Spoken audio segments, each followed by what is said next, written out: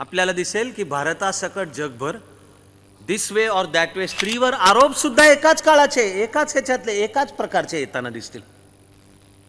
अपश्रेय एखादी गोष्ट झाली नाही, दोष स्त्रीचा आहे. नवरा मेला, पांढऱ्या पायाची आहे, तिचा अवगुण आहे, मुर्दा बसवला ह्याचा, ही घेऊन आली. बरं मारे मग चांगल्या गोष्टी घडल्या तर त्याचं श्रेय नाही तिला दिलं जात.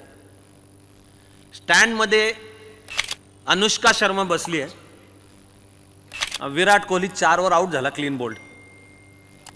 सोशल मीडियामध्ये लोकांचे हेणं चालू होतं की शिव्या तिला, आणि किती जणू ती स्टँडमध्ये बसली आहे. तुला अक्कल नको का? तुझी बॅटिंग नीट कर ना. हे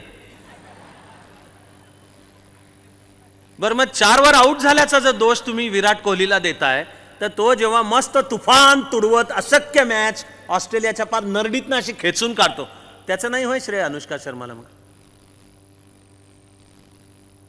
पण चांगलं घडल्याचं द्यायचं नाही,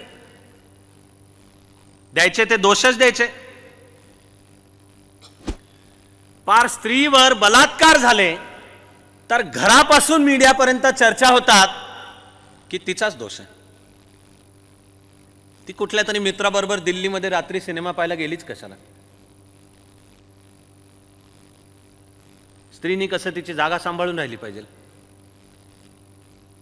आणि 31 डिसेंबरला सामूहिक प्रकार घडले बंगलोरमध्ये, तो दोष कोणाचा आहे? मुलींना कळायला नको का? त्या ते तोकड्या वस्त्रातली मिनी स्कर्ट्स घालून फिरत होत्या, ड्रिंक्स घेतात, मग त्याचा गैरफायदा पुरुष घेतात. अगदी साहजिक आहे. या प्रकारच्या होतात मांडण्या की जणू म्हणजे पुरुषाला हक्क आहे म्हणजे. तर अरे स्त्री समान आहे, कोणते कपडे घालावेत तुम्ही कोण सांगणार आहे? आणि तिने अमुक कपडे घातले म्हणजे काय तुम्हाला हक्क मिळाला का? वाटेल तसं. हे कोणी सांगितलं? हे कोणी शिकवलं? हे मुळात त्या रचनेत, ह्याचा अर्थ त्या संस्कृतीच्या रचनेत गेलं की असं तिच्याशी वाटेल तसं वागलेलं चालेल.